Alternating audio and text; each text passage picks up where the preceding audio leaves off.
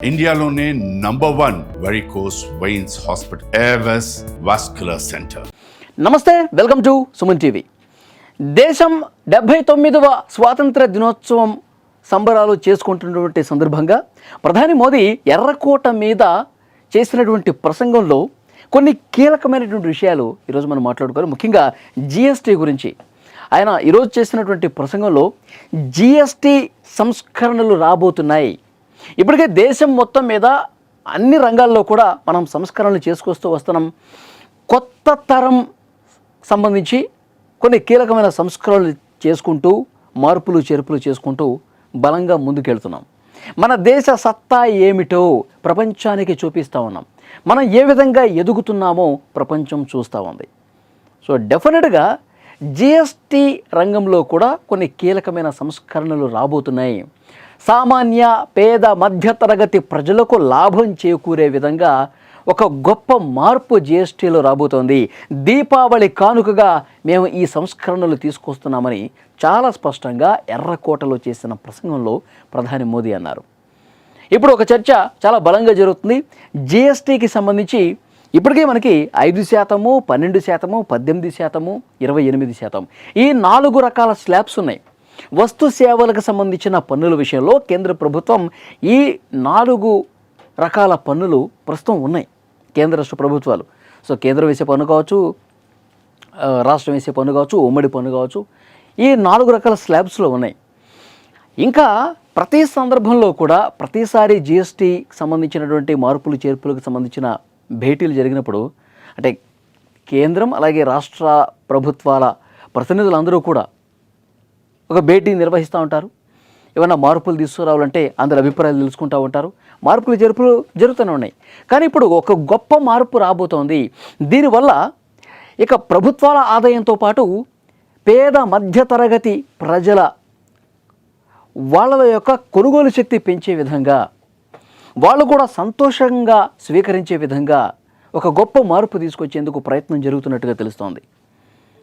ఈ 4 రకాల స్లాబులు కాకుండా కేవలం 2 స్లాబులు తీసుకొస్తే ఏ విధంగా ఉంటుందనే ఆలోచన జరుగుతోంది. 5%, 18%. ఈ 2 రకాల స్లాబులు తీసుకొస్తే ఏ విధంగా ఉంటుందనే ఆలోచన చేస్తూ ఉంది కేంద్రం. రాష్ట్రాలతో కూడా ఈ అభిప్రాయాలు పంచుకున్నారు. పేదవాళ్ళు, మధ్యతరగతి ప్రజలు, దిగువ మధ్యతరగతి ప్రజలు వీళ్ళందరూ కూడా ఈ జిఎస్టీ వల్ల కొంత ఇబ్బంది పడుతున్నటువంటి పరిస్థితి ఉంది. చాలా రకాల వస్తువులు ఈ పన్నులు పెరిగిపోవటం వల్ల కొనలేకపోతూ ఉన్నారు. కొనుగోలు శక్తి పెరగట్ల. దేశవ్యాప్తంగా ఈ జిఎస్టీ అమల్లోకి వచ్చిన తర్వాత కొన్ని పరిస్థితులు చూస్తే కొనుగోలు శక్తి పడిపోయినట్టుగా రికార్డ్స్ చెప్తా ఉన్నాయి. ఫర్ ఎగ్జాంపుల్, ఒక వస్తువు 50 రూపాయలు అనుకుందాం. ఆ 50 రూపాయలు ఈ జిఎస్టీ వల్ల 75 రూపాయలు అయిందనుకుందాం. అప్పుడు 50 రూపాయలు కొనే వస్తువు అరే 75 రూపాయలు అయిపోయిందా, రేట్లు బాగా పెరిగిపోయినాయి అని చెప్పి ఈ వస్తువును కొనటల్లా. ఇంకా తక్కువ దొరికే వస్తువులు ఏవైతే ఉన్నాయో వాటి వైపు మొగ్గు చూపుతూ ఉన్నారు. ఈ వస్తువులు కొనటంలో కొనుగోలు శక్తి పడిపోయిన నేపథ్యంలో వీటి అమ్మకాలు పూర్తిగా తగ్గిపోయిన పరిస్థితుంది. అంటే కొనుగోలు శక్తి పెరిగితేనే ప్రభుత్వాలకు ఆదాయం కదా. అలాంటి వస్తువులు ప్రజలు తమకు అనుకూలంగా ధరలు ఉంటే కొంటూ ఉంటారు. వాళ్ళ శక్తి పెరుగుతూ ఉంటుంది. 50 రూపాయలు కదని చెప్పి కొంటూ ఉంటారు.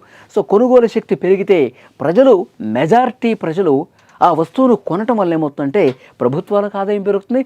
అలాగే ఆ వస్తువును తయారు చేసినటువంటి మన దేశ తయారీ రంగంలో ఉన్నటువంటి వ్యాపారస్తులు కావచ్చు, ఆ ఉత్పత్తిదారులు ఎవరైతే ఉంటారో సో వాళ్ళకు కూడా బెనిఫిట్ జరుగుతుంది. ఆ వస్తువు కొనకుండా పోతే, అమ్మకం జరగకపోతే ఇటు ఈ ఉత్పత్తిదారులకు కూడా నష్టమే కదా. సో డెఫినెట్గా ఇటు ప్రభుత్వాలకు ఆదాయం రావాలి, ప్రజల కొనుగోలు శక్తి పెరగాలి, ఈ ఉత్పత్తిదారులు కూడా తమ వస్తువు అమ్ముడిపోయి వాళ్ళకు కూడా లాభం జరగాల్సిన అవసరం ఉంది. సో డెఫినెట్గా ఇది జరగాలంటే ఇలాంటి ఒక గొప్ప మార్పుకి శ్రీకారం చుట్టాల్సినటువంటి అవసరం ఉంది. గతంలో ఉన్నటువంటి పరిస్థితిని అంటే ఆ 5% పన్నులోనే ఈ విధంగా తీసుకొస్తే సో డెఫినెట్గా మేలు జరిగే అవకాశం ఉంటుందని చెప్పి భావిస్తోంది. ఇక ఈ 18% అంటారా, అది 18% పెడతారా లేకపోతే 28% పెడతారా? సో 2వ పన్ను, 2 పన్నులే ఉందనుకుంటున్నారు. ఆ 2వ పన్ను 18 పెడతారా లేదంటే 28 పెడతారా అనేది ప్రభుత్వం ఇంకా తర్జన పడుతుంది. దీపావళి వరకు ఒక కొలుక్కు వచ్చే అవకాశం ఉంది. ఈ 2వ పన్ను విలాసవంతమైన వస్తువులు, లగ్జరియస్ ఏదైతే ఉంటుందో ఆ లిస్టులో ఉంటాయి. ఇప్పుడు స్టార్ హోటల్స్ కావచ్చు, లేకపోతే మనం ఒంటికి కొట్టుకునే సెంట్లు కావచ్చు, మంచి బ్రాండెడ్ షూస్ కావచ్చు, వాచ్లు కావచ్చు, స్పెట్స్ కావచ్చు, ఇట్లా కొంత విలాసవంతమైనటువంటి జాబితాలో చేరే వస్తువులు ఏవైతే ఉన్నాయో ఇవన్నీ కూడా ఆ లిస్టులో చేరుతాయి అనమాట. ఆ స్లాబ్స్లోకి వెళ్తాయి. అంటే కొంచెం డబ్బులు ఉన్నవాళ్ళు, ధనవంతులు కొనగలిగేటువంటి వస్తువులు, సేవలు ఏవైతే ఉంటాయో అది ఆ స్లాబ్లో పెడతారు.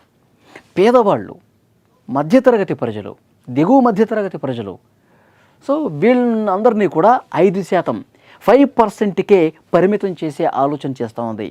సో ఇది కనుక నిజంగా ఇంప్లిమెంట్ అయితే దీపావళిలోపు వస్తుందని చెప్తున్నారు. దీపావళి కానుక ప్రజలకు ఇస్తామంటున్నారు. సో ఇది మాత్రం జరిగితే కనుక డెఫినెట్గా ఇది ఒక గేమ్ చేంజర్ కాబోతుంది. వస్తువుల సేవలు తగ్గుతాయి, ప్రజల కొనుగోలు శక్తి పెరుగుతుంది, సో ప్రభుత్వాలకు ఆదాయం పెరుగుతుంది. సో డెఫినెట్గా ప్రపంచ మార్కెట్లో సో మనం మరింత ముందుకి వేగంగా వెళ్ళే అవకాశం ఉంటుంది. సో ఈ ఆలోచన ప్రభుత్వం చేస్తుంది. ఆ సూచనే ప్రధానమంత్రి మోదీ గారు స్వాతంత్ర దినోత్సవ వేడుకల్లో ఎర్రకోట నుంచి చేసిన ప్రసంగంలో మాట్లాడారు. ఫ్రెండ్స్, మీకేమనిపిస్తుంది? జిఎస్టీ స్లాబ్స్ని 4 2కి కుదించడం ద్వారా లాభం చేకూరుతుందని చెప్పి భావిస్తూ ఉన్నారా? కామెంట్ బాక్స్లో తప్పకుండా తెలియజేయండి.